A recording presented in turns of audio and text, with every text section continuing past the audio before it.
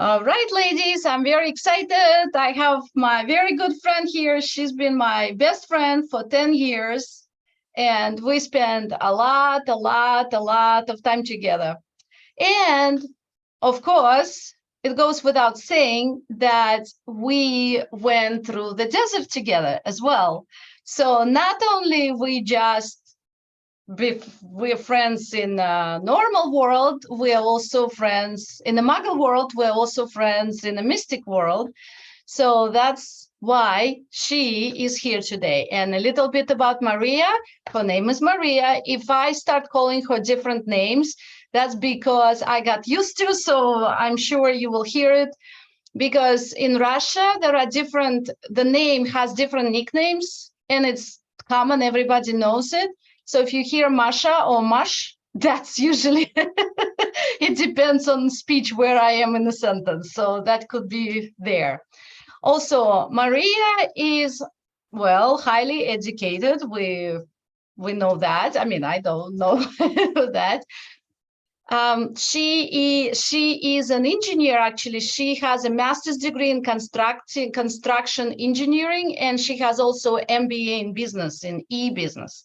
So as we were going through the desert, I was supplying spiritual knowledge, and Maria was supplying marketing, business knowledge. So we really have complemented together this way. And here is the secret. At the beginning, she was laughing at me because she immediately, when we met in a business setting, she immediately started calling me a Flying Dutchman, because spiritual flying, like that. And now I'm laughing because who is a Flying Dutchman now? So that's how we've progressed over the years. I think I said it all. I hope I said it all. It's very uncomfortable for me because you guys are very little on my screen and big me, and I don't want that. I want to see your faces, but I'm recording it this way. Okay, Masha, your floor is for you, but please remember, as always, I'm talking about the group, everybody. As always, I will interrupt Masha. She knows that. She's fine with that, only because we're having conversation here to make a point, because she has a remarkable story. And it's about that God is my supply. And also it's about faith, how we grow in faith, how we just don't start with faith. Nobody starts with faith, unless you, Jesus Christ, who is at the final stage, then maybe he did. But we have to grow it. And to grow it, you have to go through real life, Muggle life experiences to really get to it. You can't do it intellectually, you have to live through it. And that's how you grow in faith. And that's the journey, I would say, Maria, right? It's the journey of growing in faith, knowing God is my supply, because neither she nor I knew that at the beginning. And here we are now, very highly preaching that, very intensely preaching this part. So that's why I will interrupt and I will make my 2 cents. And I think we'll see how it goes. If I'm very uncomfortable, I'll switch to gallery view and you get the recording of the gallery. We'll see about that. Okay, let's start. Sorry. One more thing. Ladies, I also asked, as I told you before, I also asked Maria to speak a little bit about cancer, only because it's such an amazing piece of information. It doesn't relate to us exactly because we are talking about some other topic. But since she's here, I didn't want to repeat her words. I want you to hear from her because she's read it. She gave me Reader's Digest. And now she can explain it better because I haven't read that information. But it's so profound that I think all of you need to know it because, cancer is everywhere. Of course, it will not affect us because we are on the right path, doing the right things, but it's good to know. Okay, so we start with that.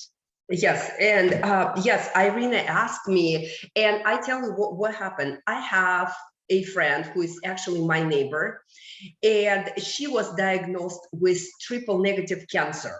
And for normal people triple negative, like who cares? But reality is it's one of the most aggressive forms cancer, and it's at the point when doctors, again traditional doctors, have no idea what to do with it, so they're trying very aggressive methods. And I cannot call it treatment, honestly. It's just my personal, personal thing. And before Irina introduced me, but let me tell you a little bit more about myself. I call myself a closet healer, which is true. Ira, is it true? True. Yeah. Yes. And my specialty, if we can call specialty in healing world, body. So I intuitively can scan your body without even, trying to do it. And sometimes I can come to a complete stranger and say, listen, you know what? You have issue, or you need to pay attention to something.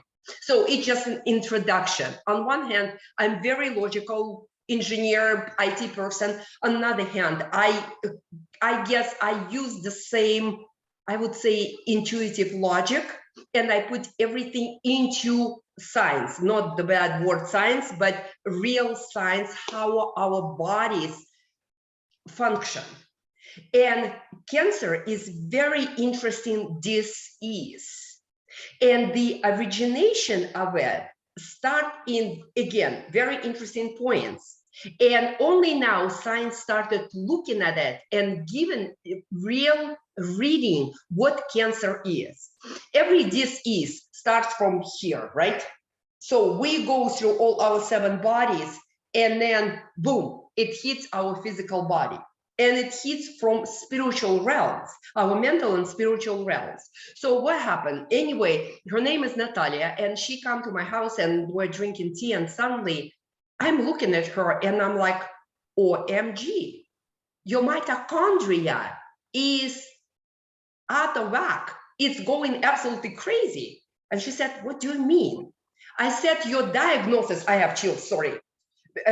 Your diagnosis with triple negative cancer comes from mitochondria. And I'm sure I hope all you ladies know what mitochondria, excuse me, it's so hard to pronounce this word, is. Melissa knows for sure, right?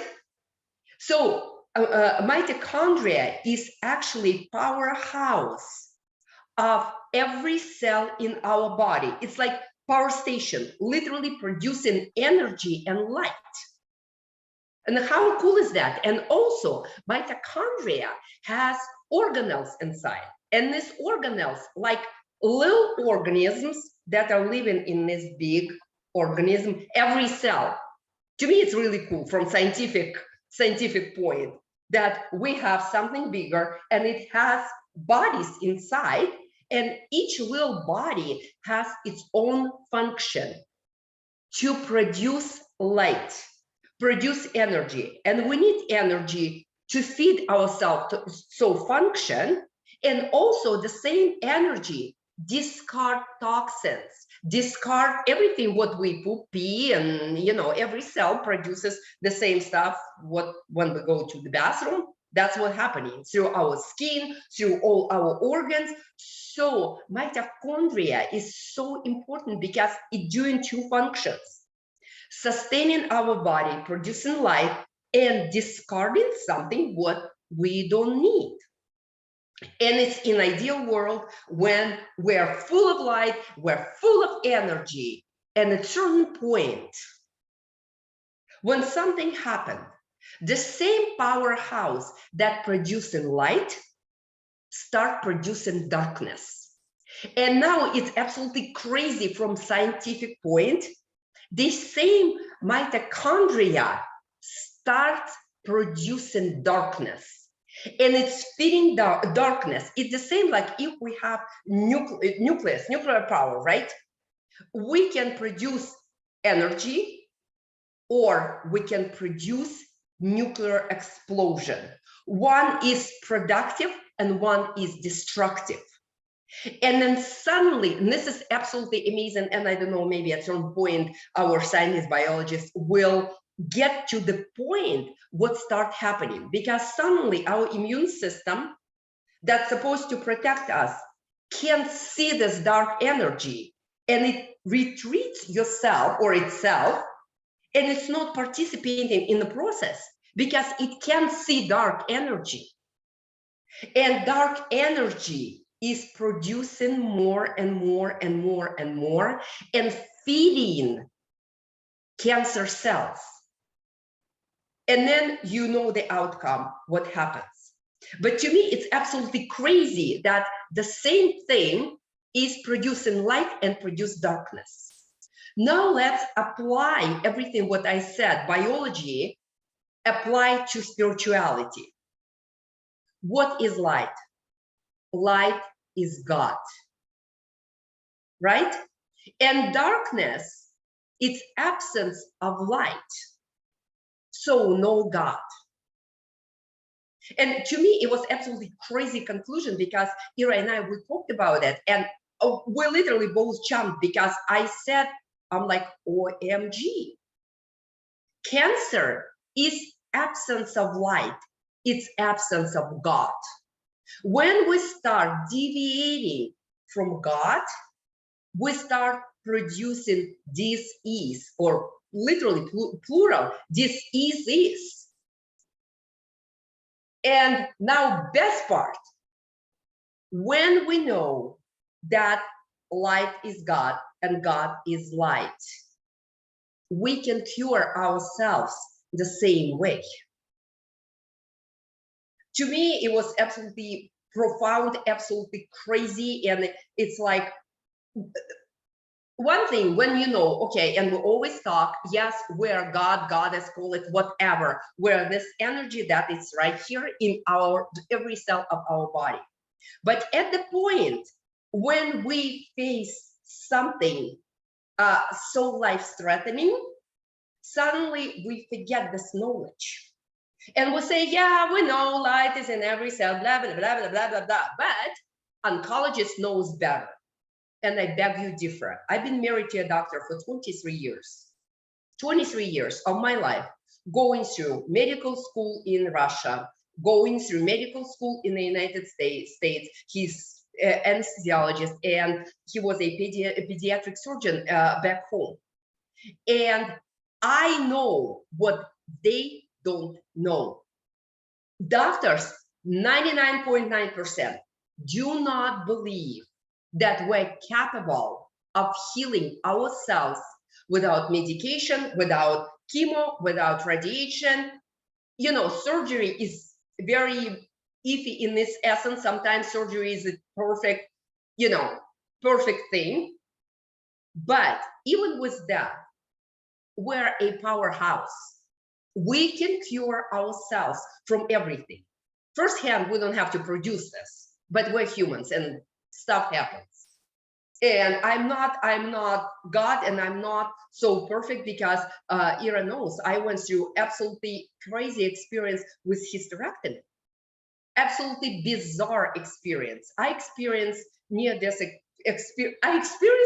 experience twice in my life, and it was absolutely bizarre. And the second one, when I had hysterectomy, first of all, how I got to the point, knowing what I'm knowing, but like I said, I'm a human being. And, wrap up this topic. Remember, when light is in every cell of our body, so our mitochondria, is our powerhouse. This is literally producing God's energy in every cell, in every DNA cell of our body. Then we're fine. And when we're a little bit off and we start produce darkness, that the same powerhouse starts feeding darkness. And when you know that, it's way easier to approach your body from this point and say, I didn't sign up for that. My powerhouse produces only light. It produces only God's energy. So I'm done. Any comments?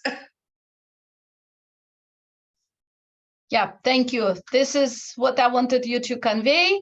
And this, like I said, this is the side note, but I think it's important for you to hear.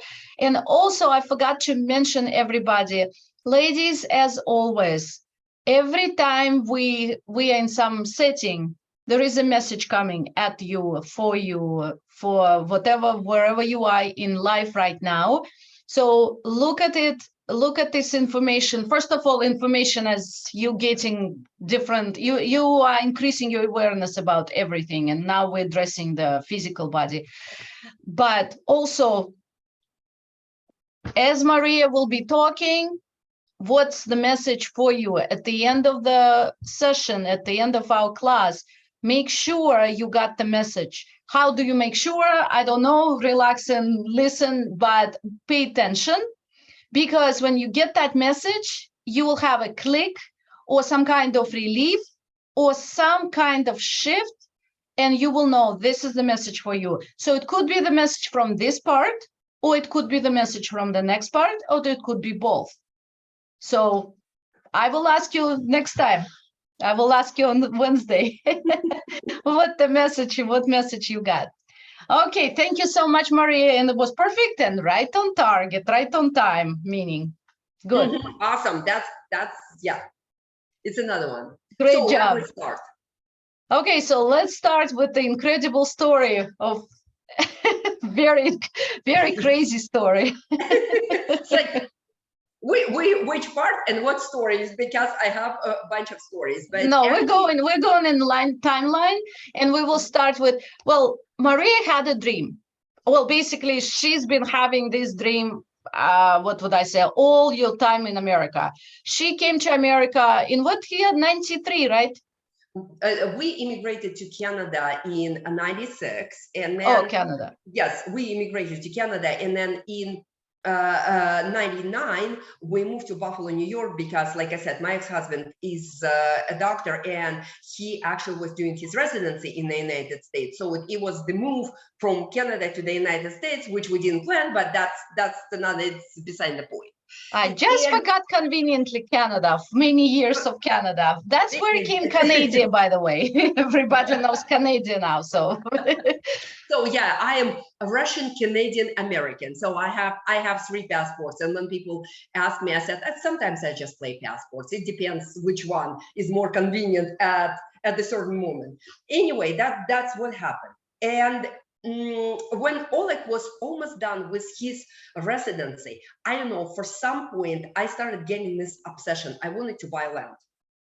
To buy land in 5 acres in particular. Ira, only right now, seriously, because I said I was looking at 5 acres for some reason, no explanation whatsoever. 5 acres of land. I don't know why the hell in the world I need. And also, you wanted to build a house. Exactly. People want to buy a house. You got crazy with to build a house. Build the house. I've heard it for many years. Yes, yes, it's so true. 5 acres of land and build a house.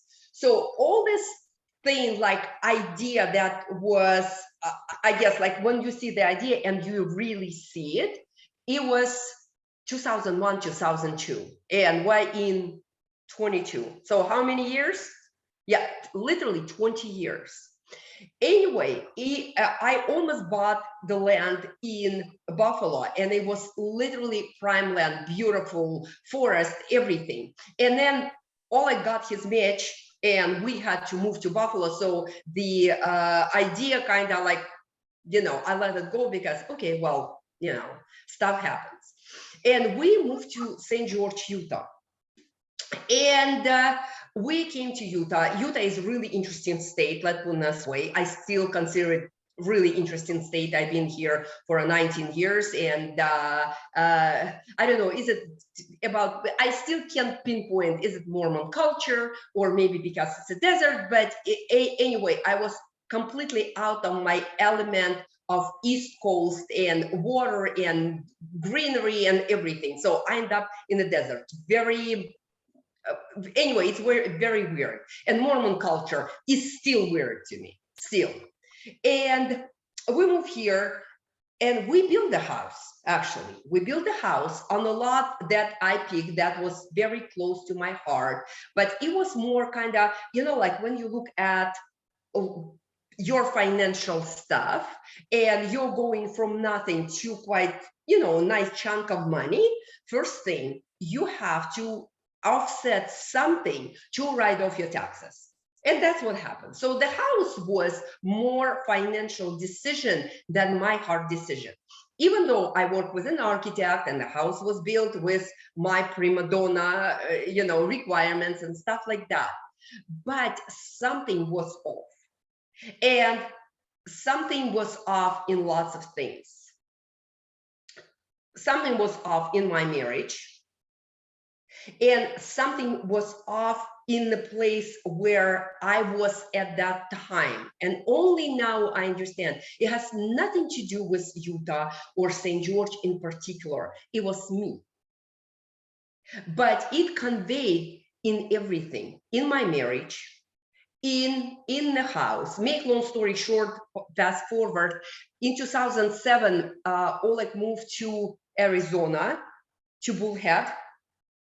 We got divorced, and the end result with the house, and if you remember 2007, 2008, literally shit hit the fan, and we lost the house because we couldn't find our common ground. My ex-husband was very stubborn. Anyway, make long story short, the house was foreclosed and we lost the house.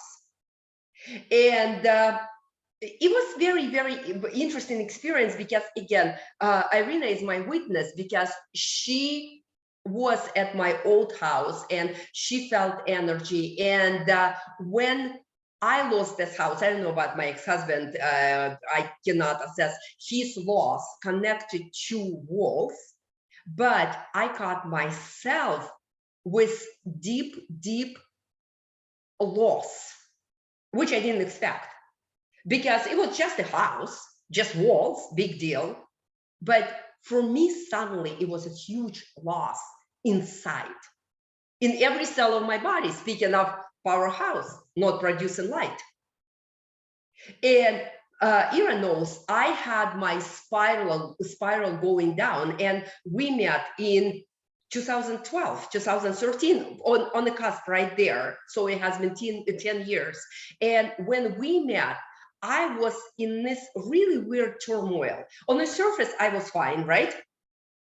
Deep inside, I was complete mess. That's the truth. And it was very interesting, like, what is going on? Why the house? What really house represents? I don't think so. I thought so deeply at that time because it was my it was the beginning of my awakening, really.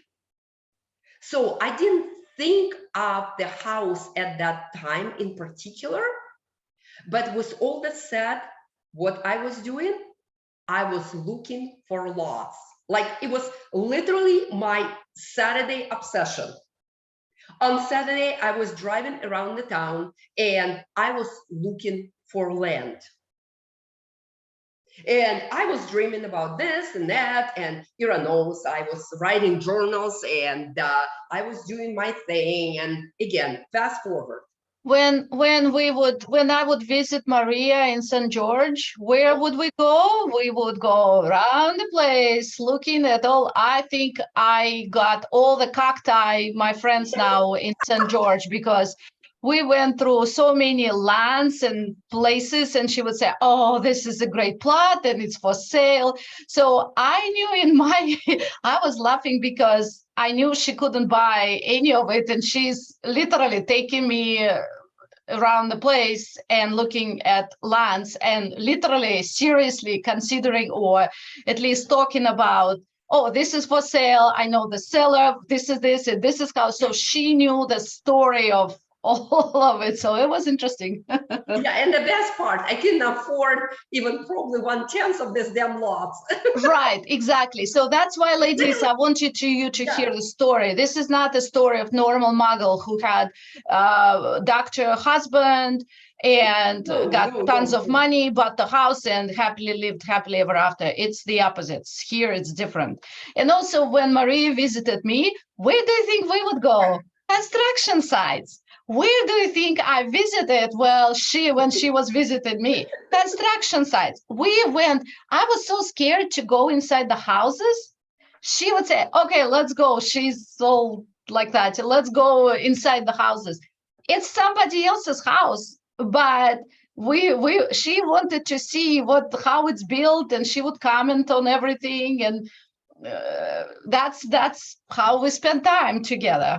It's so true, honestly. I think because of our field trips, that's the right word, because they're construction sites, construction fields, where Irina lives right now, like literally, because we're driving around, and my obsession, I guess it was so contagious because she got that bug too. And the funniest part, we're sitting like, oh, and I forgot to tell you, when my ex-husband and I, when we lost our house, he called me and he said, you know what, I actually quit my job and I cannot pay your alimony. That's, speaking of money, that's icing on the cake. And I said, what do you mean? He's like, I quit my job, I can't pay you, sorry. And this is it. It was the end of the story. And it was a $5,000 alimony per month. So yes, it was five grand plus. His obligation was to pay for my car, so it was, you know, way more. And how we paid for our house, I was paying 50% from alimony, what he was paying me, and he was paying his half. Practically, he got rid of paying for the half of the house because we couldn't sell it. That's another story, because we couldn't, for some reason, I couldn't sell this house to save my life. Being in real estate for years, it was the craziest thing. It literally crazy story. Anyway, I'm out of money. I lost my house. I was literally almost on the street with 2 cats. And at that time I had 2 cats. Now, good luck to find a rental with 2 cats. And everything just came out because the rental, like literally I had to move out, because otherwise I would be evicted with police. And I mean, it would be an ugly story. And a friend of mine called me and she said, listen, I have the guy in our BNI, and he has a townhouse in downtown of St. George. And I asked him if, you know, he will take cats. And he said, yeah. So I moved out, like literally before my, let's put this way, eviction, let's say words how they are. And I moved to a townhouse and the price was perfect. Everything just, you know, went into the right place. And I was freaking out because I couldn't find the place. I'm like, literally, I have 2 cats and I'm on the streets with my crap, what left after I sell everything. And make sure you point, God works in 11th hour, right? Because you got that place how many days prior? It's crazy. Yeah. So anyway, I will tell you the big, or the continuation of story, and Irina will add spiritual points. So you just keep your ears open. That's exactly what happened. Yes, like last minute, last moment. Also, I had stuff in my house and I sold it like literally last moment. So money came, the dwelling came, my cats were fine, everything was fine. And this obsession with land and house, it's unexplainable. Anyway, fast forward. There is another story before my surgery, before my hysterectomy, that put me like literally, that's seriously, it's separate story. Maybe one day we will do it, because we will talk about it, because it's very, very important, especially for women's health and what's happening with us when we go through such major crazy things. But again, beyond the point, 5 years later, I moved in with my boyfriend, and this one came again, speaking of perfect timing. He called me and he said, listen, I don't know why I have a roommate upstairs, just the guy who is living there, and you've been paying your rent. That's absolutely stupid. He is moving out, you're moving in. I'm like, are you sure? Are you sure you really want me to move in? Yes.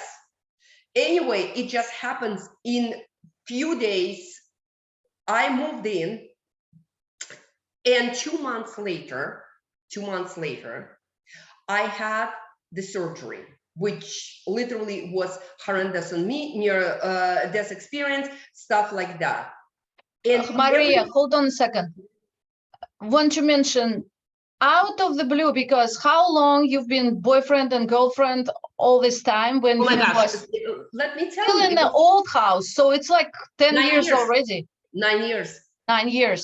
We've been And together for suddenly, 9. out of the blue, he decided that her living separately was stupid after 9 years. How can you explain it in a Muggle language, right? You can't, because seriously, I'm like, dude, are you okay? Are you okay? Yeah. Seriously. And that she didn't ask for it. He insisted. I'm a witness. And last minutes, literally, you were considering, what should I do? Should I continue with the rent? What do I do? And then suddenly he's saying, okay, let's go. And the move happened like that. And it was literally last minutes of everything. Again, Irina is my witness, because she knows Mike, and it was like, what? Are you okay?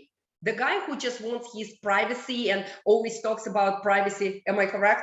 Always, Mike always talks that he needs space and he cannot handle anyone around him. And here I am, and he's insistent for me moving in. I moved in, then that stuff happens. I'm completely out of finances, any finances, because I'm in bed. And I'm at Mike's house. I'm not paying even literally 1 cent at that point, because I couldn't work. I couldn't do anything. I was in bed. Again, everything happened like, it's like, why? It was so weird. But it didn't stop me from my obsession. Saturdays and Sundays were the same. And at that time, my daughter is getting married, and her husband, guess, like, speaking of profession, he's a land developer and he's a builder. So it's just, and Steve kind of, encouraging, and he's listening to my crazy ideas, what I would build, what I would do. And I listen to his crazy ideas. He's like, I want to buy 50 acres of land and do this development and that. And Margarita, like, Mom, seriously, when you two get together, it's sick, because only one thing, what you're talking, how to build them houses. Can we switch the topic? And first of all, Maria is a construction engineer by profession, right? Or by education at first. So look how we're talking about timeline. This is not just because the desire has been already there subconsciously without knowing it, right?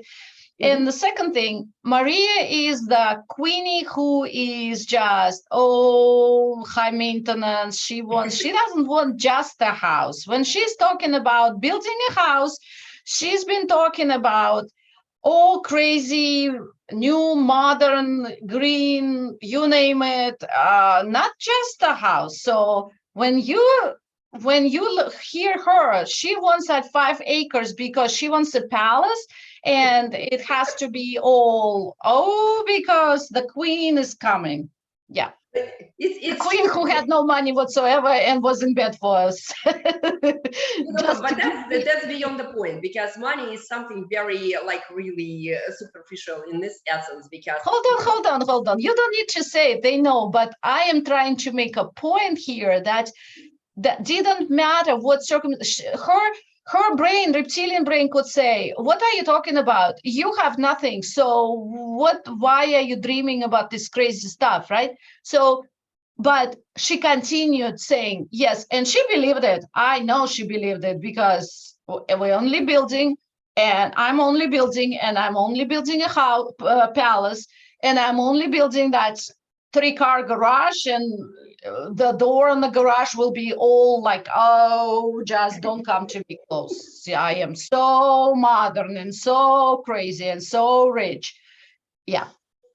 It's really, it's true. And I am obsessed with green technologies, in sense of not green democratic technologies, but a technology that really work and can improve our living. And I'm big on gardens and stuff like that. But if Ira is really on the dot, on the point.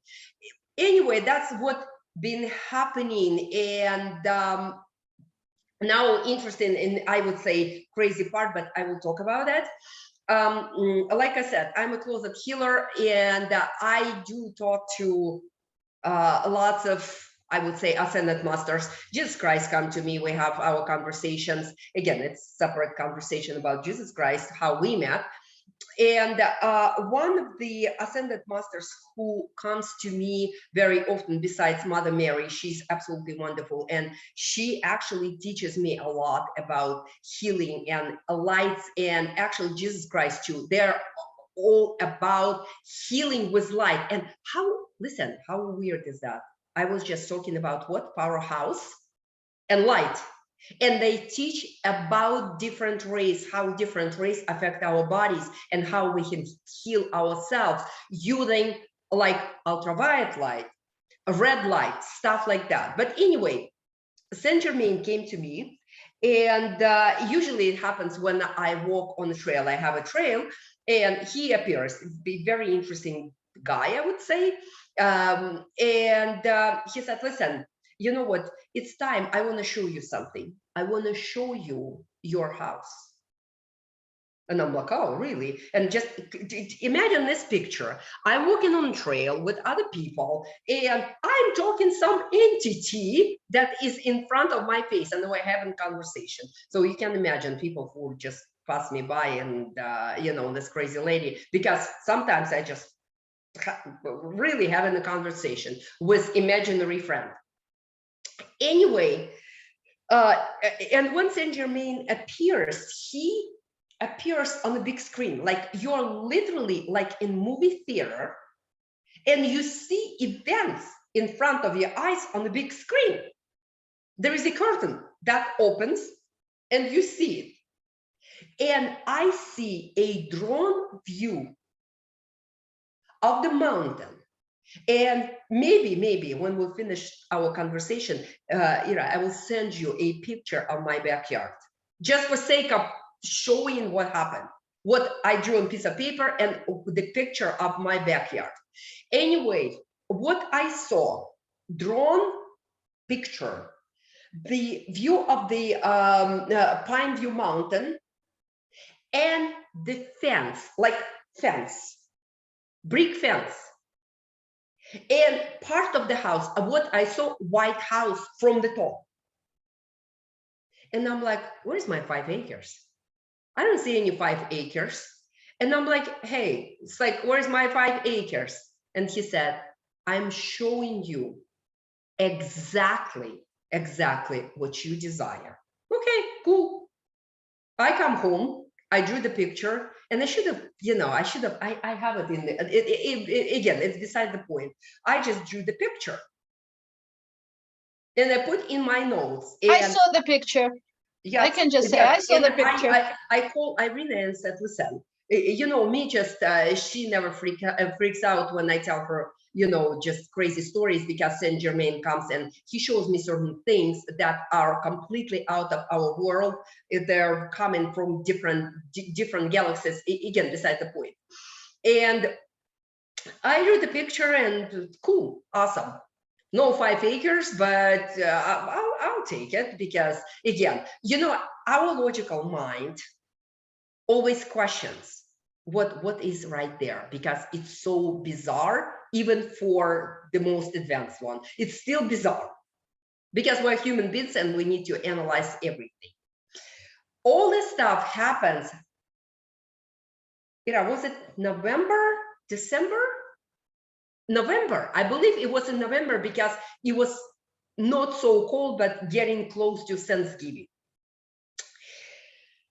In December, my son-in-law takes me and my daughter and I. Hold on, construction. How about construction? Cool construction. Oh, yeah. Did it happen prior?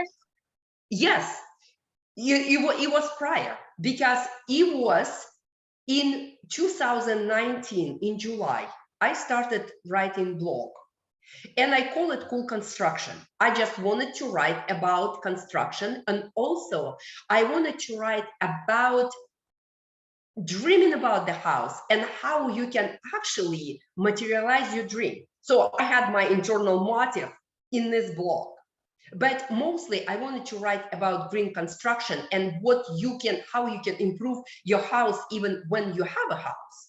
It was the beginning. I call it Cool Construction, and I have t-shirts, and I don't know if Irina showed you t-shirts, and I'm supposed to wear it today, and I did not. But anyway, and what it has a house.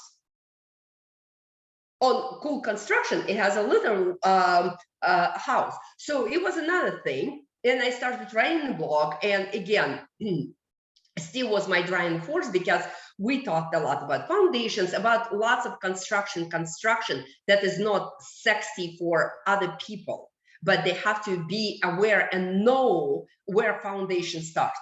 That beautiful design, it's what you see on the surface. Again, it's like a beautiful body. When we put makeup, we look so cool and blah, blah, blah, and nobody can see what is going on inside of us. The same with houses.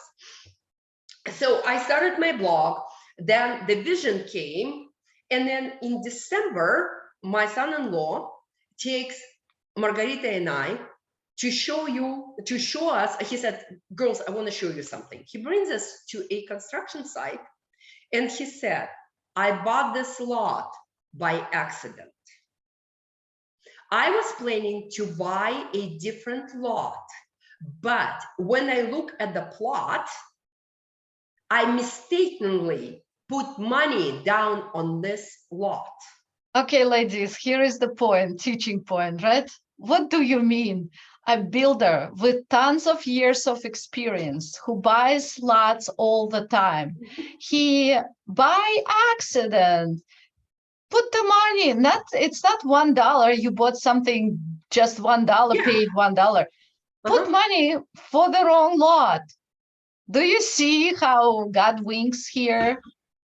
It was literally bizarre. And they just poured foundation. And Steve said, I never built a house like this, because usually he builds literally mansions. And this house is smaller in scale. It's 1 story. And Steve said, I just don't build 1 stories. But for some reason, I just wanted to build this house. And the foundation is right there. And we're standing on foundation. And I'm looking at mountains, and I'm like, OMG, it looks the same, almost the same on the picture of what I drew, what Saint Germain, told me to draw. Anyway, cool. We go home and everything, and Steve keep building the house, and he explained to us it's not big, not small, but that's a really cool design. Hi, Stacy. Well, what do you mean not big? It's 2,400 square feet. Yes, that's a good size. Yes. Don't say not big at all. I mean, it's compared size. to, he's building between 5 and 10,000 square feet houses. So well, you tell them about it, because everybody has a relative. Yeah. For Steve, 2,400, it's like a baby house, like a doll house. Anyway, literally maybe a few months forward, I'm at their house on Sunday, and Steve is out of blue said, you know what happened? He was married before, and he has an ex-wife. He said that Julie's parents called, and they were asking me if I have any rentals, because my kids have also rental business. They have around 10 houses what they're renting out. And Steve said, I don't have anything right now, but I'm building the house and it will be ready like in few months, and it's possible rental because it's not so big. And Julie's mom said, Steve, can we put a red butcher block in the kitchen? And it was completely wrong move, because obviously it just triggered Steve. And he said, negative, over my effing body. There is no red butcher block coming into my house, period. And Margarita was laughing and she said, ha, ha, ha, ha, ha. Just tell Julie's mom that Maria will move in and you will actually rent her this house. And Steve looked at me and said, Maria, if you will say yes, you know, I'm all in. And Wait again, a minute. When did you say that you will buy this house? That's a big point as well. hold on. Just Is it hold on. before or after? After? It was after. That's where I'm Okay. going with it. So we are laughing. It's just laughable matter. And Steve looked at me and said, in a matter of fact, if you want to have this house, you can have it. And again, we're laughing. I come home, go to bed, wake up in the morning, and I'm like, holy F. That's my process of thinking, so I swear, so just bear with me.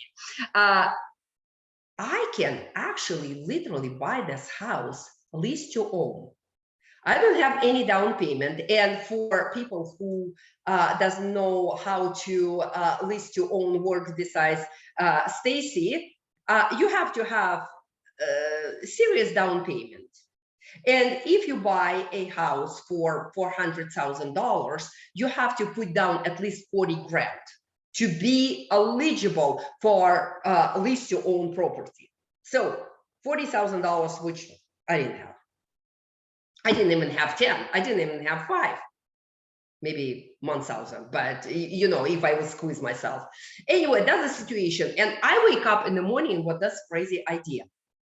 We can sign the agreement, lease to own.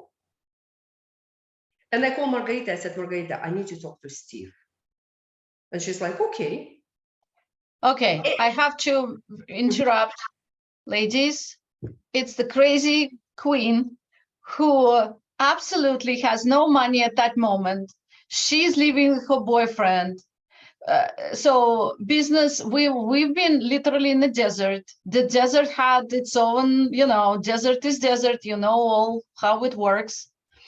And this crazy person wakes up and says, I'm going to buy a house that is not even 100,000. The price tag for this house, what I'm living in, $800,000. Yeah.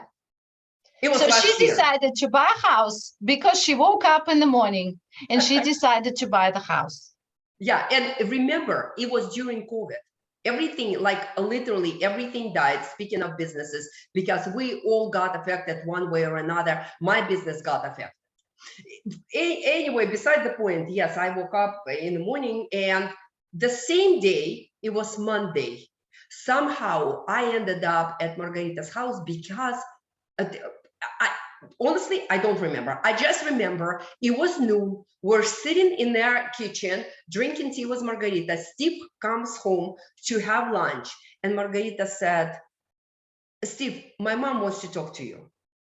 And he's doing something. He's looking at the stove. He turns around and said, it's done deal. I said, Steve, you have no idea what I want to say. And he said, if you really want this house, it's yours. And we're sitting, and Margarita and I were just looking at each other like, what? Margarita's like, Steve, are you present? Because Steve has tendency, when he's thinking about something, he can't hear you to save, you know, his own life. And Margarita like doing this with her fingers. And he looked at me and said, Maria, if you want this house, it's yours. What time would you like to meet with my designer tomorrow?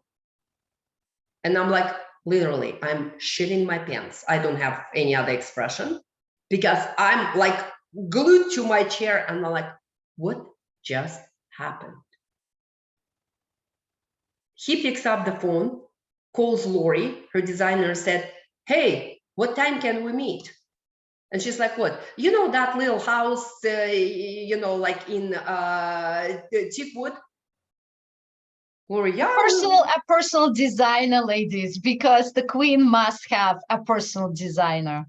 It wasn't like, okay, this is the house, whatever we're doing in the house is yours.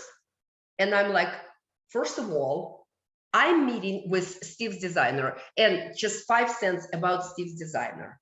She is probably one of the most famous interior designers in the United States. We have lots of celebrities who live in St. George. And one of them, Marie Osmond, I don't know if you know her, but she's huge, especially in it's like generation of 70s and 80s. Huge Las Vegas star, and her brother. So they're very Mormon, but they're Mormons who literally made Las Vegas shine, and that they're at least the generation of 70s and 80s. And besides her, Celine Dion used to own house. So Lori been doing celebrities' houses in St. George for years and years. Amount of money what this woman makes, it's like beyond the point. So I'm meeting with a freaking celebrity designer. And I've been there every step of the way. I had to endure every picture Maria takes, every discussion they have about lamps. And I feel like I've been building the house as well. So I'm a witness of all she's saying, literally. And it was like, oh, you don't like that? Okay, let me see what I can do for you. And it was absolutely, I never had such experience in my life when you've been treated with so much respect. When people, if you said, I don't like something, they don't take it personally, and they say, okay, let's find something else. It was almost too unbelievable, bizarre experience, because everything what I have in my house, like literally to my liking, to the point, to the ridiculous points, seriously. So that's the story. And all this conversation happened, it was before Margarita birthday. So it was literally, we started in February of last year. And on May 23rd. Hold on. And she's been every day at the construction site. So basically, she's been building the house with the builders. She knows them all. And she saw when the poured concrete and when they were making the walls. And of course, I was there with her as well, looking at all the walls and admiring the concrete. So we went through that process of building the house. Yeah, it was literally, it's very interesting. Every person who worked on this house, I still want to kiss every guy. I'm not kidding. The guy who was doing a brick, I have majestic brick on my house. He was like, like you want to hug someone, like with all your heart. You want to hug with your heart. He was so cool, because when I came, and I'm staying in admiration, I'm admiring his work, and I said, listen, I don't have words, my heart sings. And he literally bowed like this, put his hands to his heart and said, thank you. I'm like, you gotta be kidding me. You're thanking me for admiring your work. And he said, you don't get it. You don't understand. When people come and they say thank you, I want to make it even better. I have one of the most beautiful bricks on my house. And it's not just me. My neighbors comes like, who did your brick? I'm like, yeah, I know the guy. Yeah, he's my son-in-law, and he has really cool crew. And everything. You should see my kitchen. Every knob, everything. And it's not because it's my house and I'm so snobbish and I'm such whatever. It just somehow every person. Yes, she is. Oh my gosh, Ira, you know what I forgot? Do you remember the heart on the wall? Someone drew a heart on the wall with a pencil. It was. Oh yeah, that's true. I do remember that. Yep, I Yes. do. Yes, it was in my closet. It was a heart on the wall. I'm like, who does that? What kind of construction guy would draw a heart? And it wasn't like, like heart with an arrow or whatever. No, it was like, yeah, I don't know, some angel came and drew the heart. No, there were so many interesting things that happened while the house was built. But the point is, so Maria moved into the house without putting even 1 cent of down payment.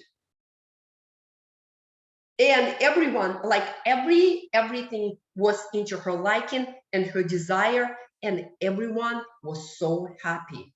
No And paperwork of any kind. no paperwork, nothing. No No approval, bills. pre-approval. And Steve said, you know what? I'm so happy that you're living in my house. I'm like, dude, I owe you money. And he said, you don't get it. You don't understand it. He said, you know what? It's just something what is coming out of all this, I don't even know how to call it, magic. He said, because it pays off in so many other places that I honestly, I don't care. I'm just happy that you live in this house, because every time when we come here, we just feel a ray of sunshine and happiness, and it makes all of us happy collectively. So this is the end of the story. A moment of silence. Well, they're all muted, of course. No, but seriously, that's an incredible story, right? So we're looking at the desire that's been in the heart. And we never even, when we were going through this, because I literally went through every single day, every single moment of all of this journey, we didn't even put together your construction engineering part, right? Because we discussed, of course, that part, but we never even, but I'm looking now at the timeline that even education-wise, you had that already. You wanted to build a house, maybe houses, house, whatever, construction engineering, but you wanted to build. And then this was, I wanted to build. So the house didn't come pre-made already. She didn't, nobody gave her the house. She actually built the house. So that desire was so strong and it was so persistent. And even though the circumstances, nobody would believe, we did not talk about it. We did not tell anybody about it. Because first of all, you don't talk about it, you keep the energy contained. But also, if you would say, well, no money, but I'm going to buy $800,000 house, well, what do muggles think? Cuckoo, right? That not even connect here, doesn't connect here.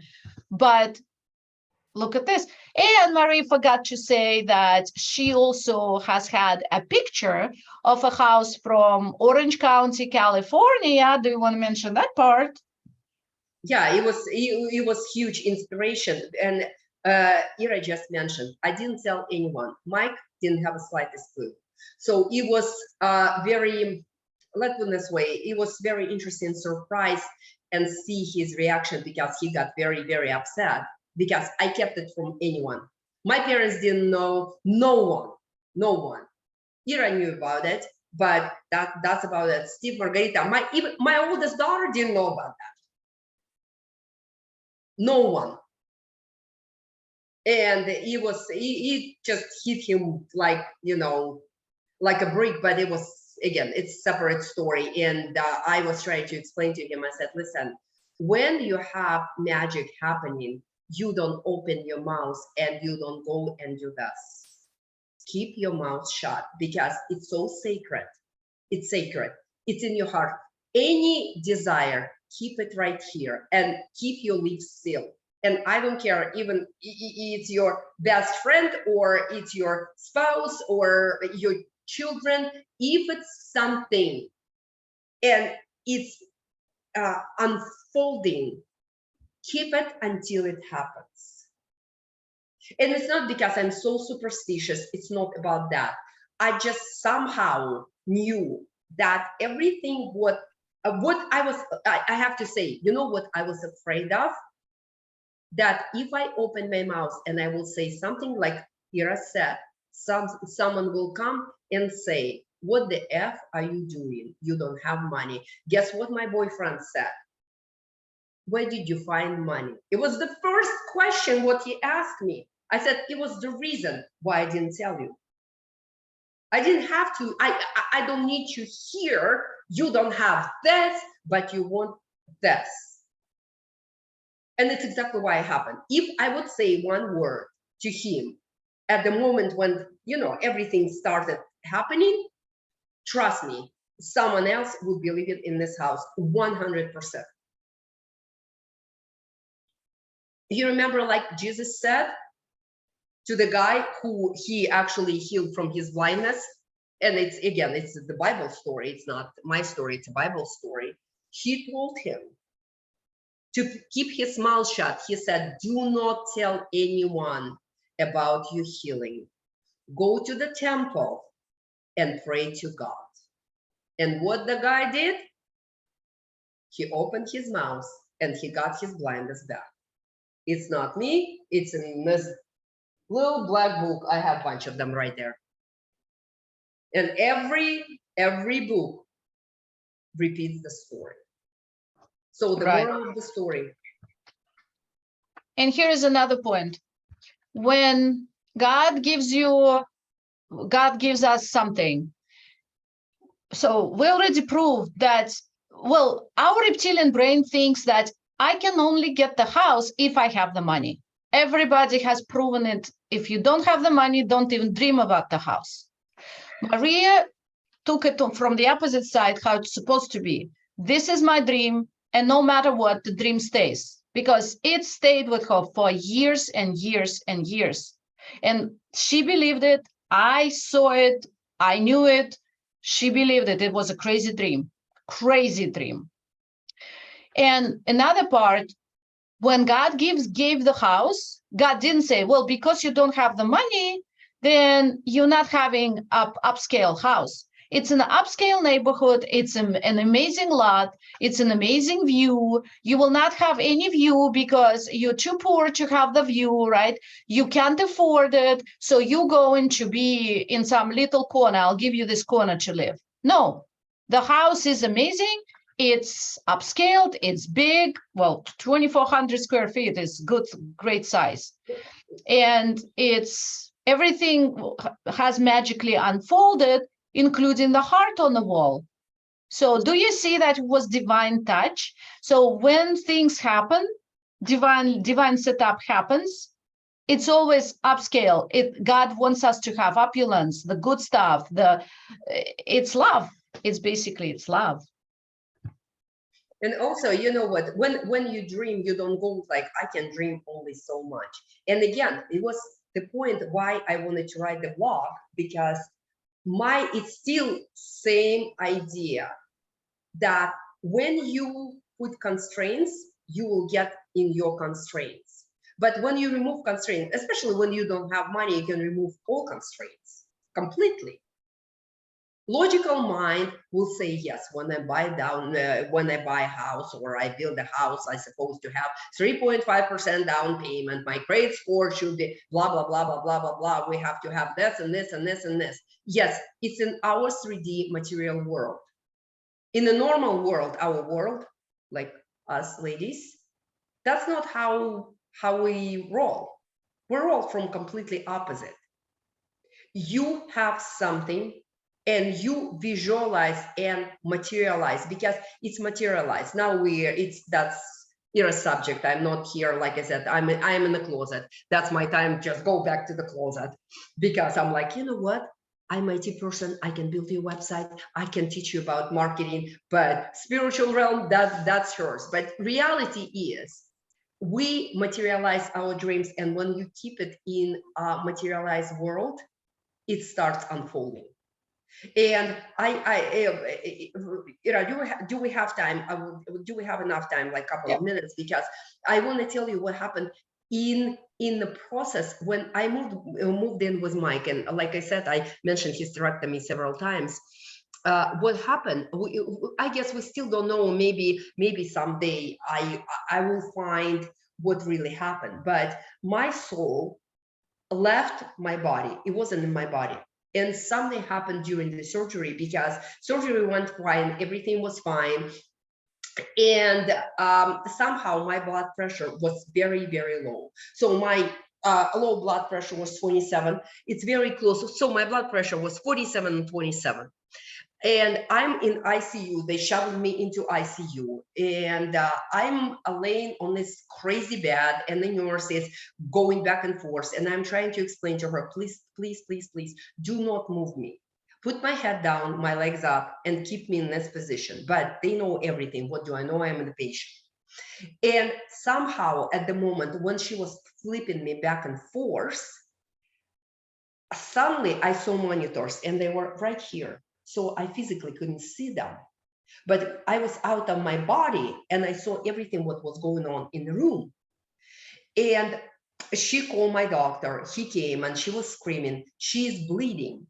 And Dr. Benham said, and he's standing like at the door, he's not even coming close to me. And he's like, no, she's not bleeding. She's fine. And she's screaming like, doc, you need to open her because she has internal bleeding. Look at her blood pressure. And I see my blood pressure, and I'm like thinking, it's really cool because we're getting close to the flat line. We're getting to the flat line. And she's screaming, we're getting to a flat line. And he said, I don't know, just keep her on drip and she's fine. And he refuses to even come close to me. At a certain point, because she was screaming, she's like, I need to call someone else because you have to open her. And he's like, I'm not touching her. So they're arguing right there. And finally, I was in and out of my body. And at the moment when I was back into my body, I composed everything what I had in my body with this blood pressure. And sorry, like I said, I do swear. I literally told Dr. Benham, said, can you tell this effing nurse, leave me alone? I'm fine. I'm not going anywhere, but just tell her, leave me alone and go away. Put my head down, find Mike, and just leave me alone. Anyway, make long story short, I ran out of the hospital next day with the blood pressure, and my blood pressure was staying near 20. And every medical professional knows when your blood pressure is at that mark, you're literally between life and death. And I don't even know how low it went because I was in and out. Anyway, next day I ran out of the hospital. My blood pressure was 82/53. And they said, you will stay in the hospital. It's like, no, I'm not staying in the hospital. See you later, I'm out. And since my soul was out of my body, but it couldn't leave because it was still connected, I've been in this very interesting stage for a month when you're not here or there. And it was so like, you don't have any pain. You function somewhat, but you're not really functioning because your soul is just hovering over your head. And like people who smoke weed, they experience this stuff when they have double person. It was me. I had another imaginary Maria next to me all the time, and it was so annoying. It was just crazy. And after 30 days being in this stage, finally I'm like, you know what, you're in or out. I cannot live like this. And when I started screaming, literally my soul went back into my body, but I was so weak, I couldn't work. Make long story short, my beautiful brand new car got repossessed while I was home. I didn't even see. The truck came, took my car, and it's like, on the top of losing the house, now my car is repossessed. What's next? And Mike is like, you didn't even see that your car was repossessed? I said, no, It was in front of my nose and I didn't hear it and I didn't see it.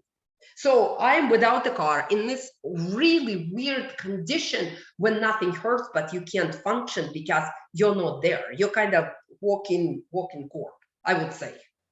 Walking, talking, you're doing everything what you're supposed to do, but you're not here.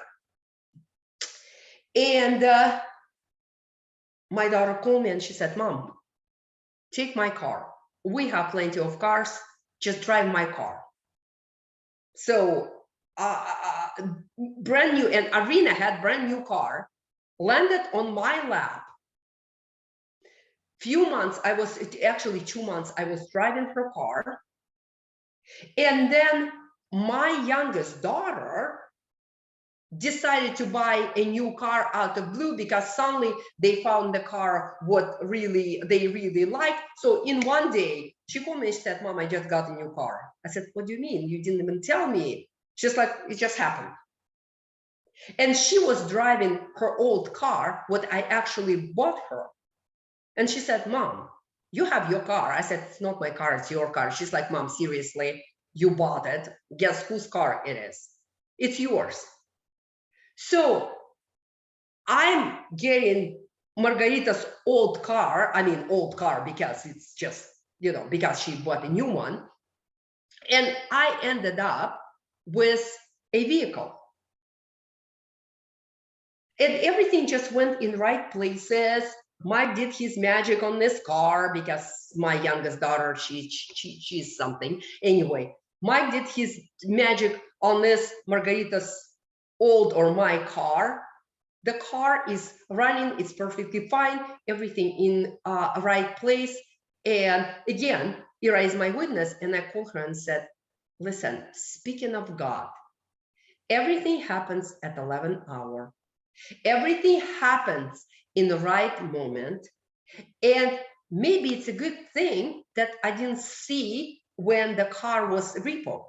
I probably would just give him the key and say, hey, just take it, don't torture this car.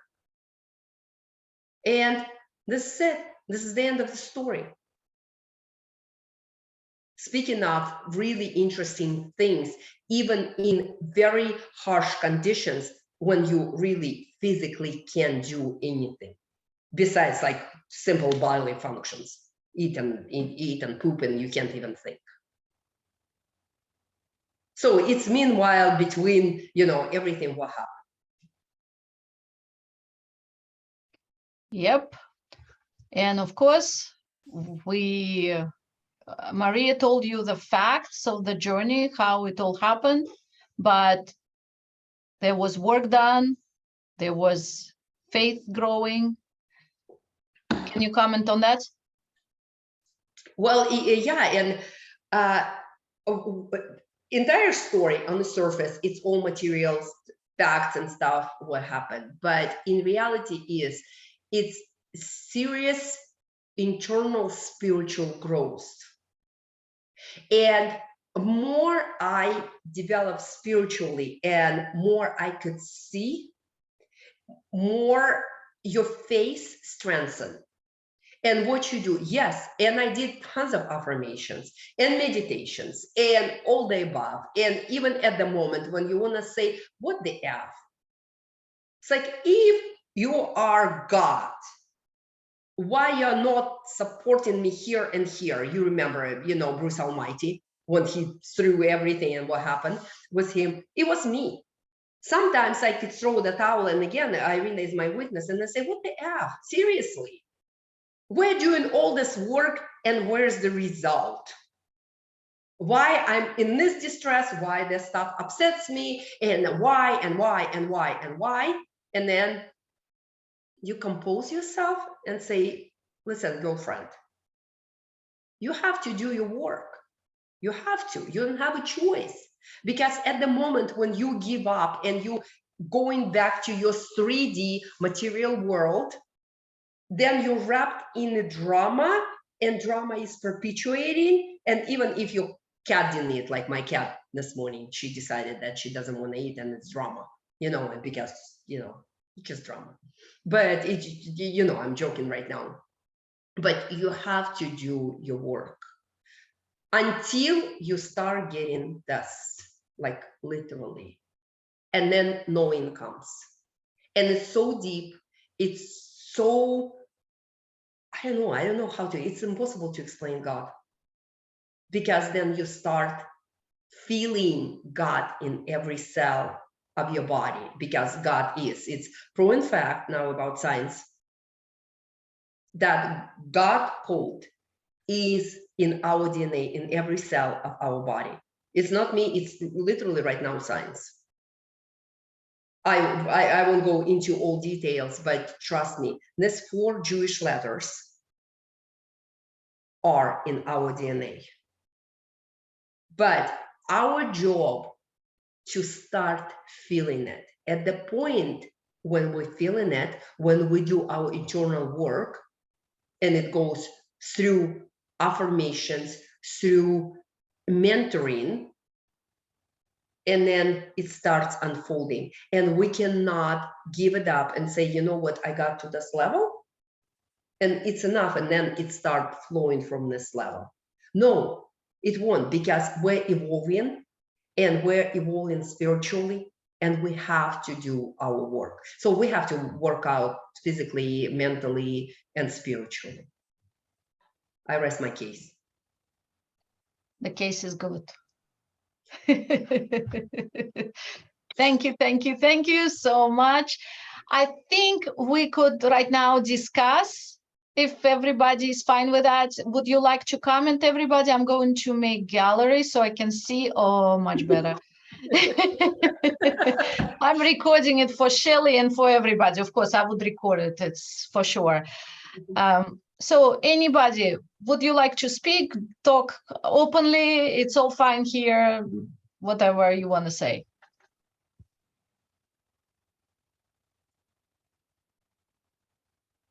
You're welcome to speak, ladies. Or questions, or whatever. What did you get out of Maria's story? We had several points. So one was the cancer stuff, how mitochondria has light or sometimes develops darkness, the anger. And then we have whole story about the desire is there if you don't change that desire and you grow in faith, because Maria's journey, it's about faith. And that growth of faith has been tremendous, and it was tremendous work every single day. We've been in that work together, on this journey together, every single day, every single step. And that faith, when it grows, we are tested, we're constantly tested on the faith. All the spiritual tests, I'm coming to the conclusion, I might be wrong, I don't know, but it seems like every time we get tested, it's on faith.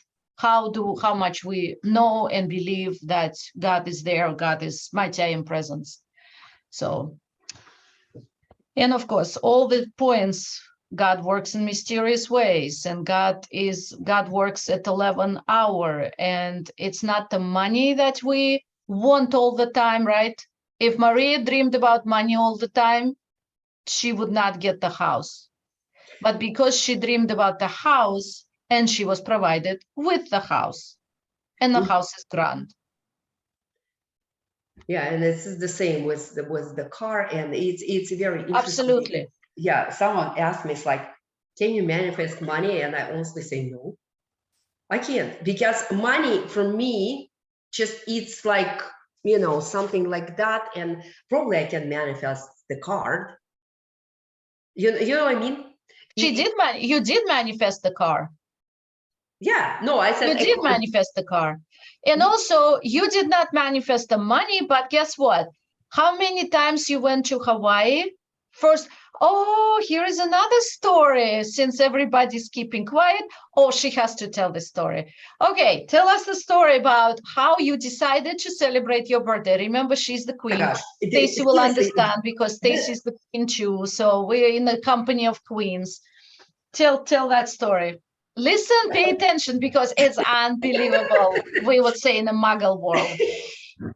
So, you see, I forget my stories, and thanks God I have Irina. She's just like my what, historian? Secretary, yeah, historian. Literally. Yeah, Stacy the Anyway, same way. So we get, yeah, we get experience here. and this story deserves telling. Anyway, my birthday is in April. I am Taurus, so speaking of material, right here, you're looking at it. Anyway, it was my 60th birthday, and I wrote, take care, Lisa, and I wrote that I want to have a luxurious vacation next to the ocean in 5-star hotel. And what did I write? And it was some, yeah, 5-star hotel, and some like luxurious experience would be preferable, something like that. So you got the point. And I wanted to be next to the ocean. I just wanted to go to the ocean. And Hawaii, speaking of Hawaii, was on my mind. Somehow I was thinking about Hawaii. And my friend, Natasha, who I told you who was diagnosed with cancer, comes to my house. And she said, let's go for a walk. We go for a walk. And we get on one of the Steve's lots. And we're looking at beautiful view because he's building $1.5 million house on that lot, and we're just admiring everything what is going on. She gets a phone call from her friend who lives in Orange County, and her name is Olga, and she said, Natasha, I just bought a new house. And speaking of Orange County, her neighbor was Kobe Bryant. Should I continue about the neighborhood? And she just bought very cheap house for $4 million, just cheap house. And she said, I just finished my remodel and I just moved in. And Natasha said, cool, we're coming to visit you. And Olga said, please do, please, please, please, please. Okay, again, we're just laughing. We come home. Next day, Olga calls Natasha and she said, listen, this is my window. I'm going on a trip, but I will be home in May on such and such dates. And it's perfect because it will be 5 days between my 2 trips. I'm expecting you. And Natasha and I were just looking at each other like, what? She's like, I'm expecting you. We plan all this trip. So Olga comes from Africa the same day. What you said? You just did. And Masha and Maria doesn't know this Olga. It's only Natasha knows Olga. No, Maria doesn't. exactly. They don't know each other. They've never talked to each other. They've never seen each other. Yes, that's, yeah, completely. And Natasha said, Masha, you know what? Olga never, ever, ever invites anyone who she doesn't know. She's very reserved.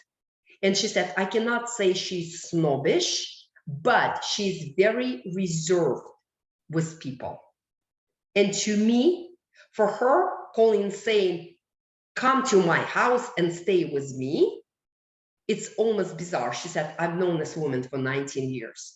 It's first time in my life she's inviting someone who she doesn't know to her house to stay with her. It's like, okay. So Olga flies from Africa the same day as we're driving, because we wanted to drive. At least I prefer to drive when I can make it in 6 hours. We're driving to OC and we're having we're just having a blast.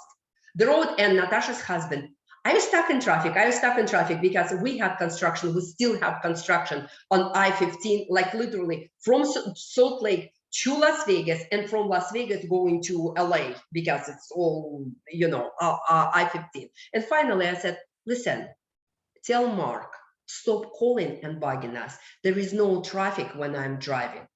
Traffic only for lame people. I'm not lame, so there is no traffic.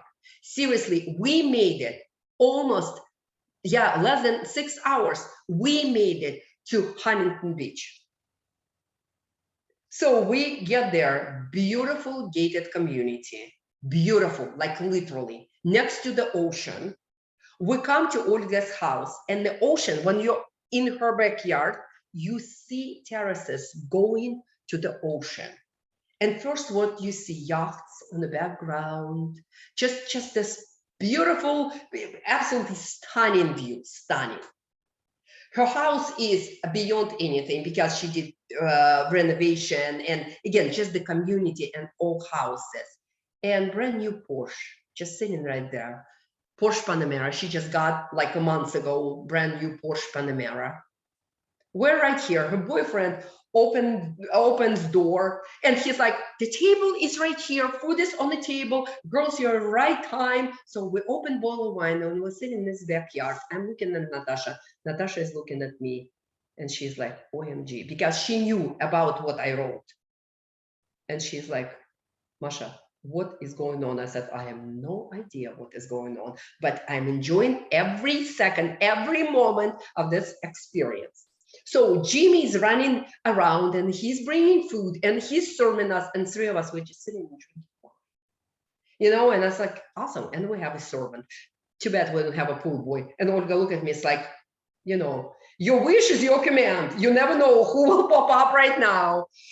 Anyway, we had 5 days, at least I had 5 days of absolutely magnificent experience in this beautiful house. Speaking of 5-star hotel, service, Olga was doing absolutely everything. Like, I was like, what is going on? Like, literally, what is going on?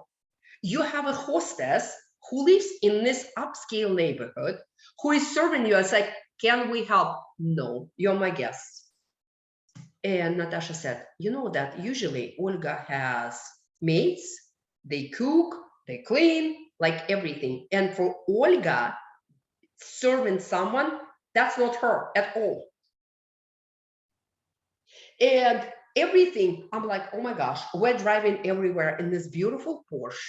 Somehow I'm always on the back seat with my personal chauffeur because something happened to the door and I couldn't open the door. So Olga was opening the door all the time for me. And I said, oh my gosh, I have a chauffeur, Porsche Panamera, and I have what? A butler?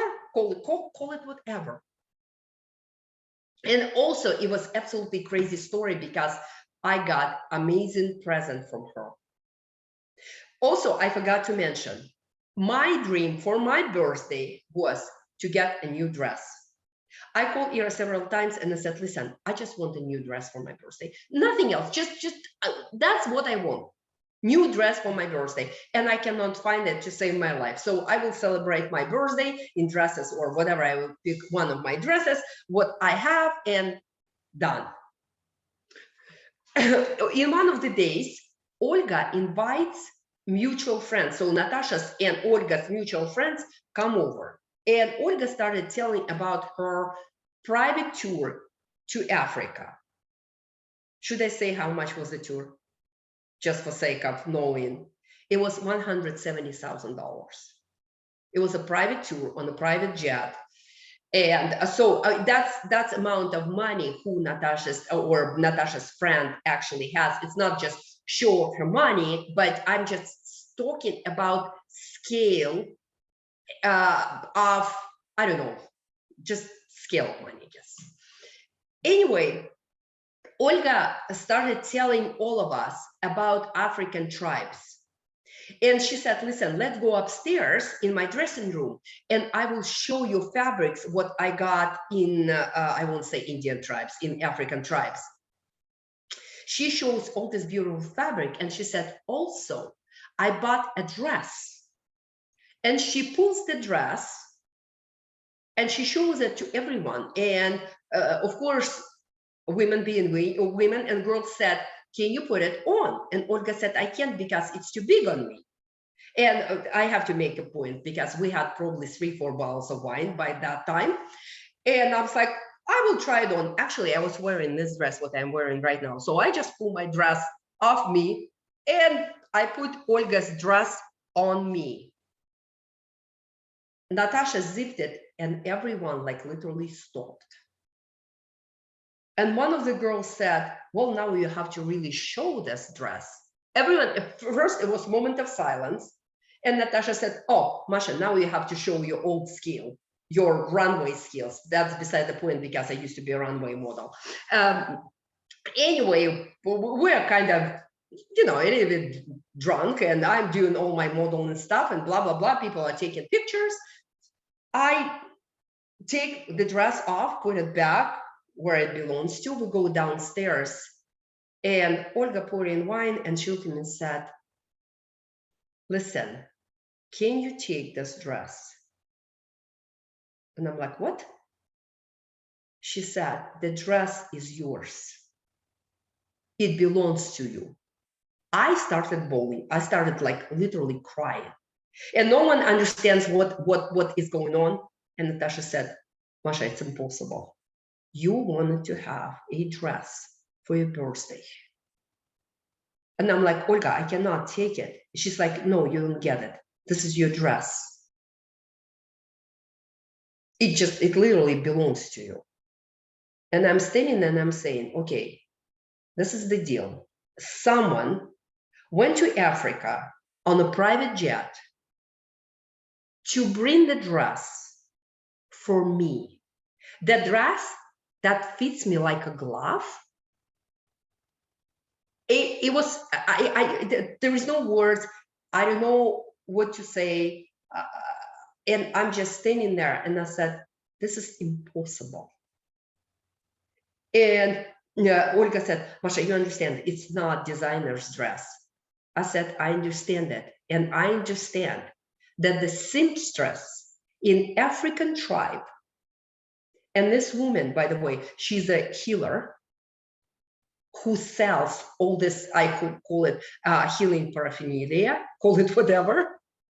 She made this dress with her energy, and you brought this dress from Africa for me to have it. So that was absolutely, I mean, beyond the point. And then we are on the way back, we stopped in Las Vegas. We had a magnificent room, again, by virtue of certain events. We spent a great evening in Las Vegas, came home, and I'm like, it's impossible to have exactly everything what you put on your list and more. How much money did you spend all together on the trip?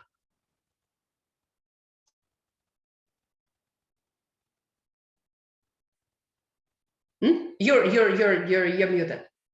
You mute yourself, Ira. I wanted you to say it so you are on the big screen. I moved back to the big screen for recording. Before we went there, a few days prior, I put full tank of gas. And this is it, full tank of gas. At that point, we're still, you know, kind of in cheap era, was probably around, when we went to California, in California, gas was $4.19.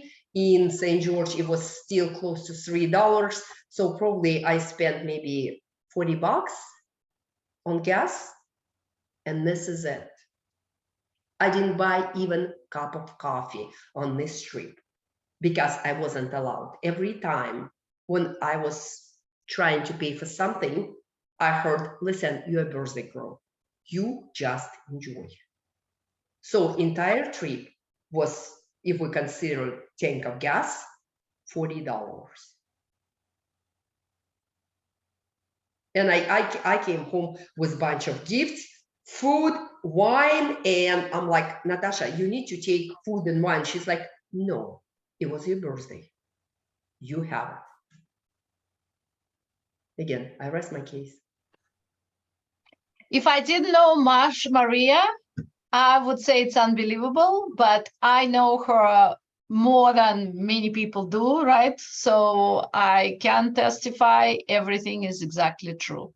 And I'm telling you all this stuff not to say, look at me, look at me, look at me, how great I am. I can manifest everything right, left, da, da, da, da, da, da, da. No, it's for me too, because I'm present right here with all of you to be my own inspiration.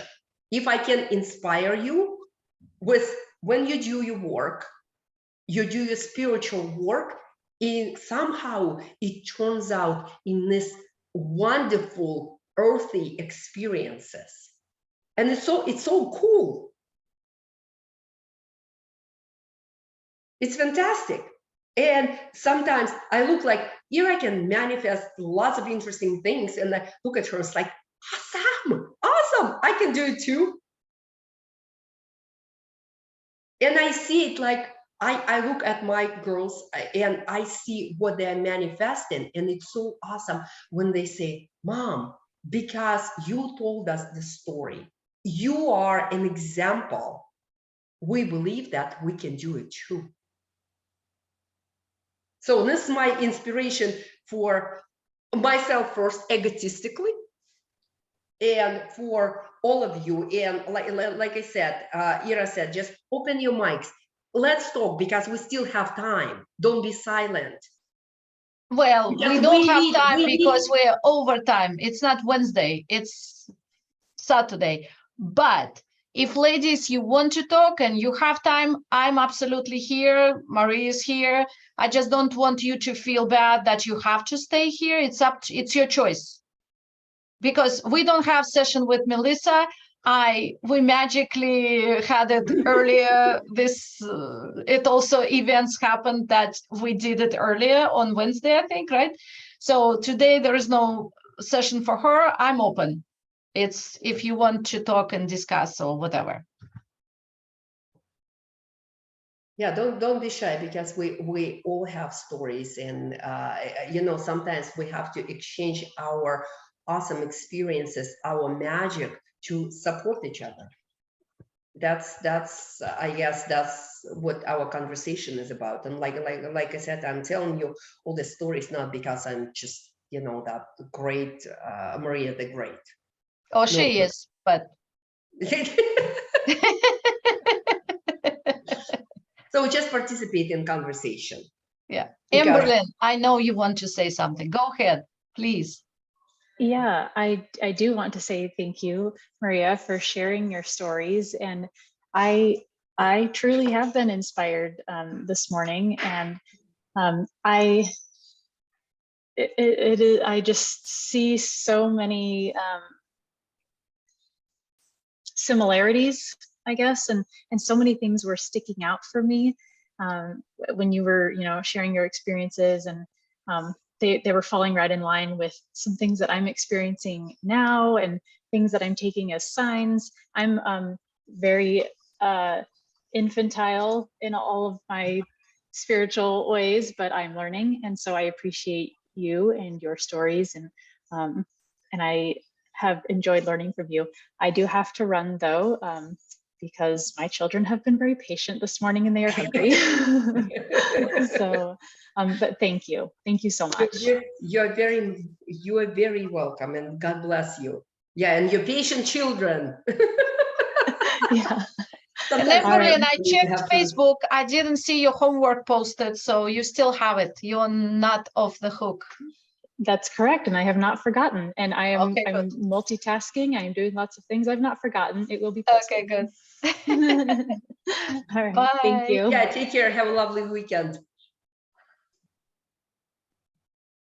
So, ladies.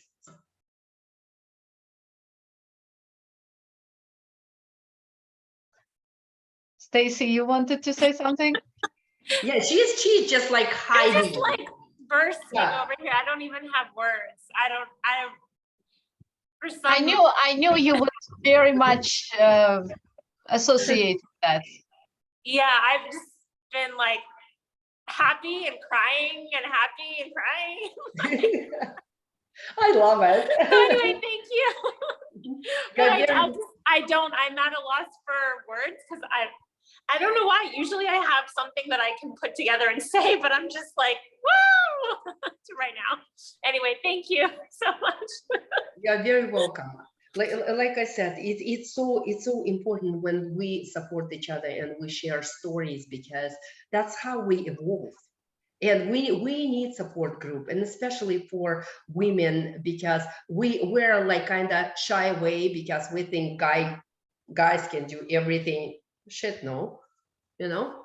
But we need our support, and we need groups like this, because it could be, you know, really material experiences. It could be health, and it could be sometimes you need someone to just, you know, wipe your nose, you know. And we are right here. Yeah, it's so nice to see you, Stacy. You too. Mhm. I know you've met at the life event I've done, right? Yes, yes. Yeah. Our life event, yeah. Mhm. 2016. Mhm.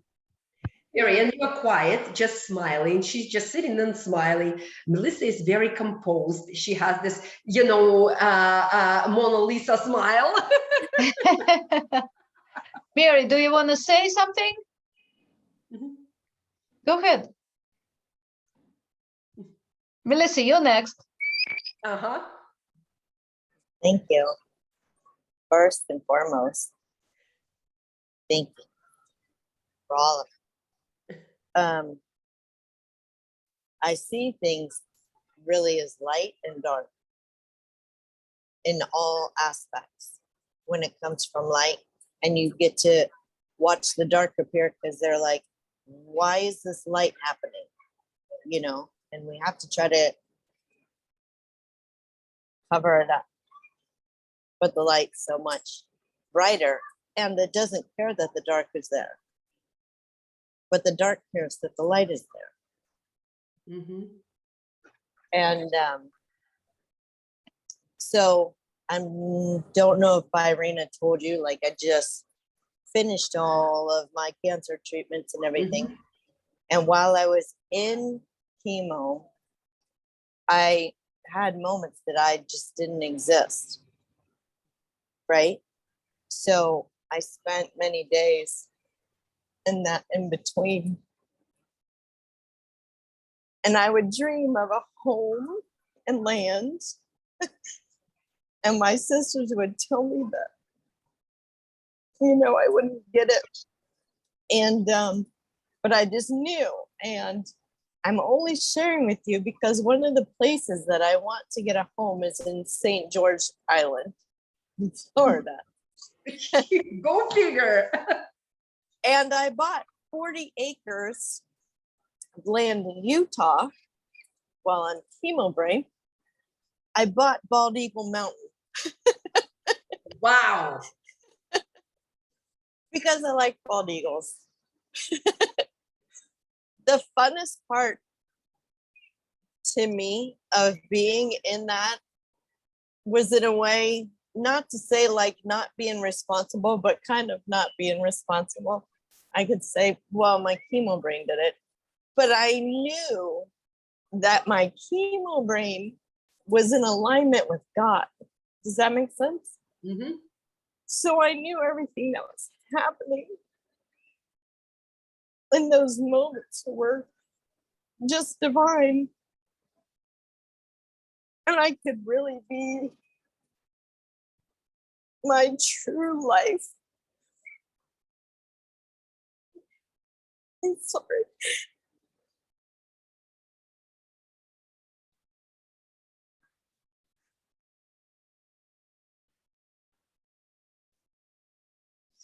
I also bought a few acres of land that had to be 5 acres. I bought a first 5-acre parcel. It was so random. Like, it was a bankruptcy estate sale.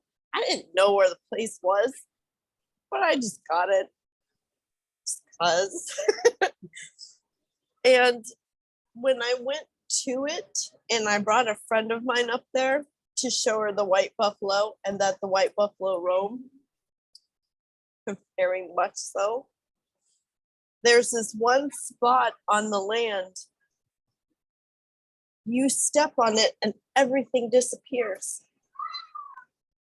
And not in a bad way. You're completely free of anything that your mind says or that it's scared of or any fear.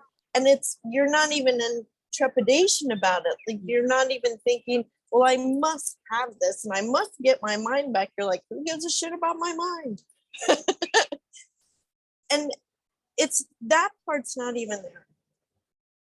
It's just all gone. And I feel like when I go there, like God put it there for a reason. And to stand in that, and it's like every love that you never knew and every light that you didn't want to see, it all exists.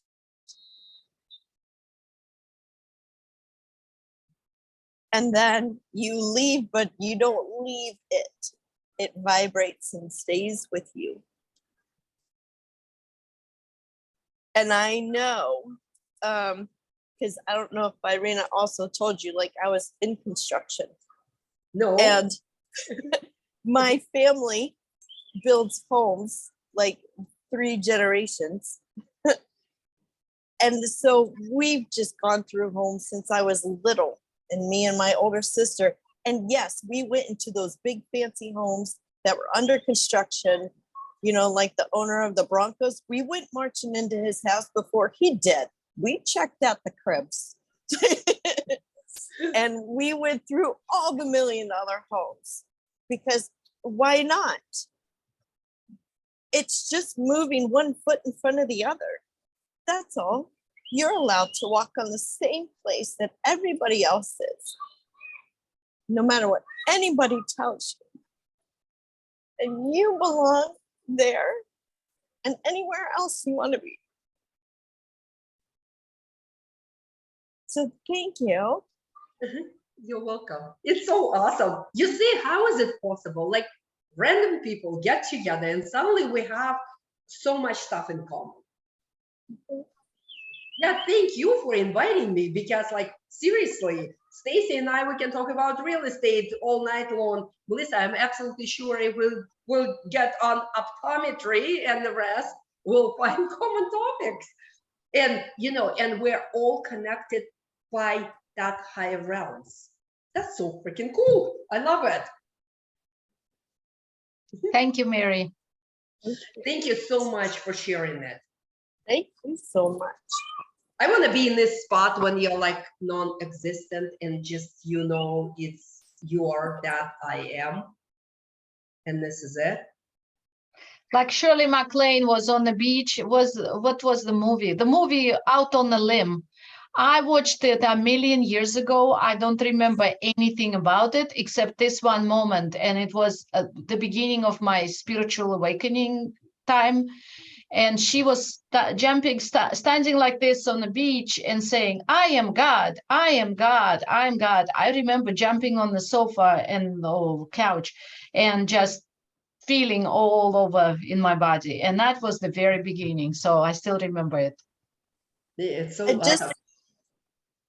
yeah. I wanted to ask your move-in date, since you are God.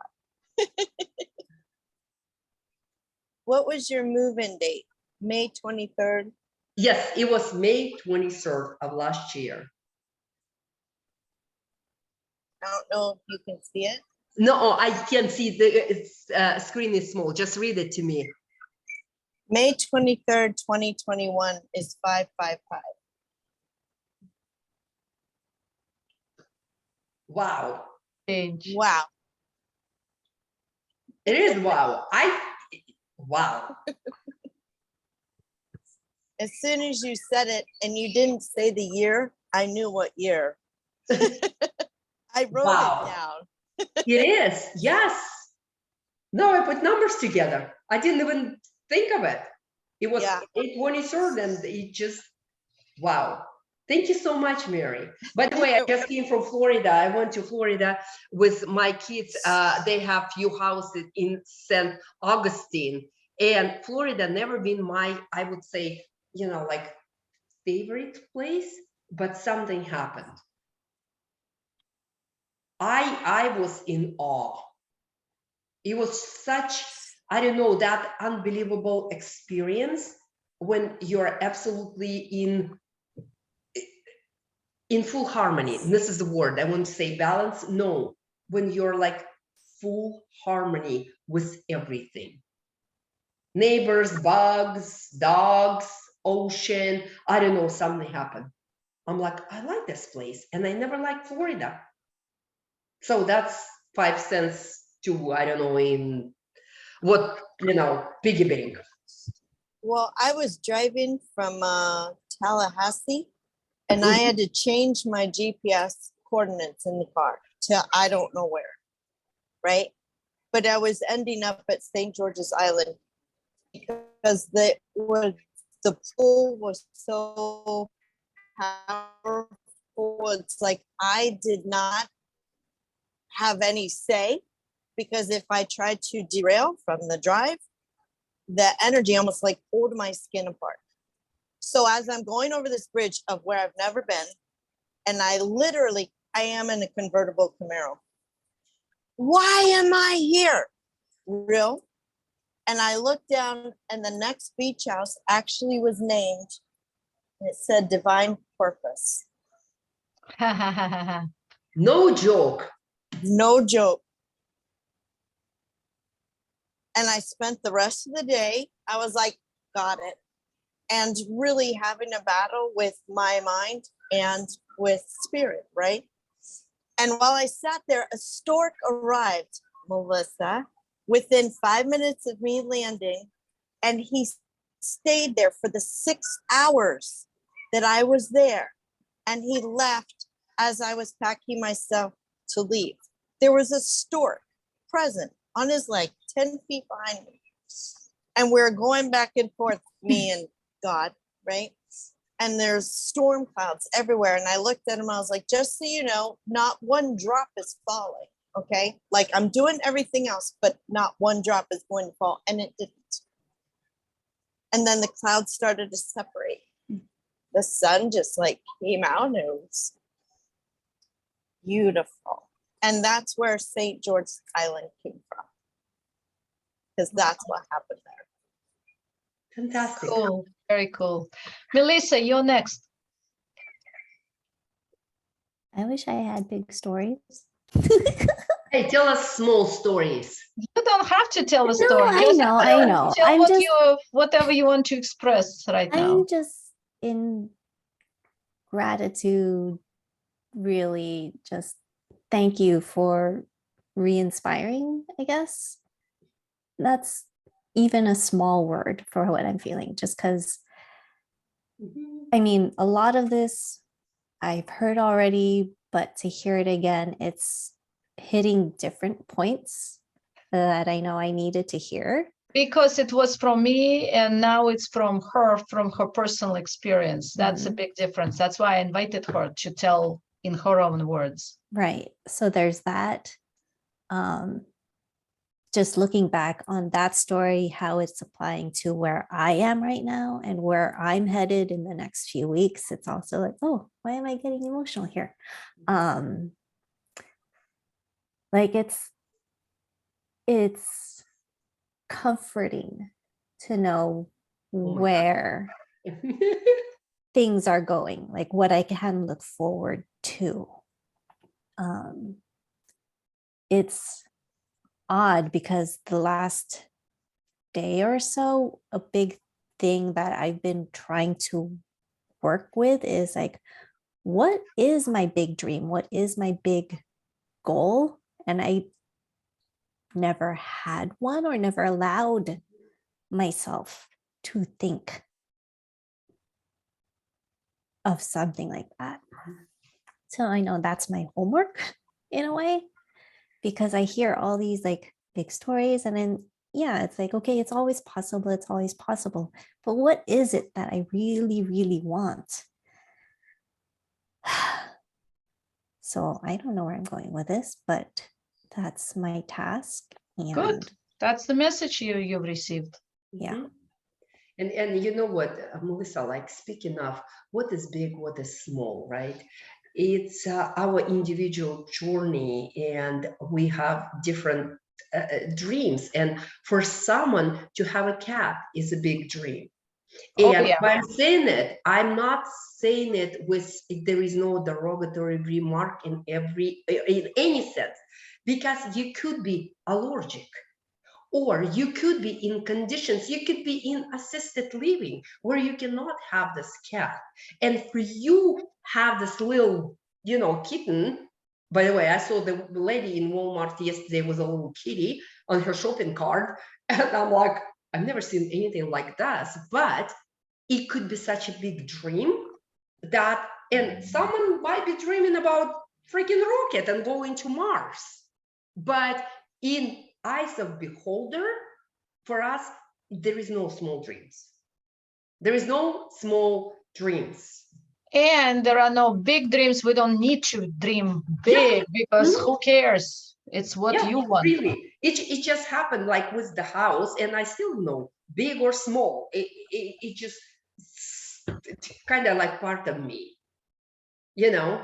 But I listen to my stories, I look at my kids, and they're doing magic, and sometimes it's just a little magic with my grandbabies, you know. So that's just like I said. And if I could be inspiration and comfort at the same time, I'll take it. Thank you for saying that, seriously, because it just, you know, and this is the opportunity for me to make someone else's world better. And it's beyond. It's so thank you. Thank you, ladies. And I guess time is up. Where, you know. Yeah, I think we're good. Yeah, and you have an awesome weekend. Enjoy every second, every millisecond, because time doesn't exist. On this happy note, we're ending this session, and see you when I see you, right? Everybody has their own time. Yeah. Bye, ladies. If you want to Bye. hear more crazy stories, you just tell Irina, I'll be there. Take care, ladies. Bye-bye. Thank you. you.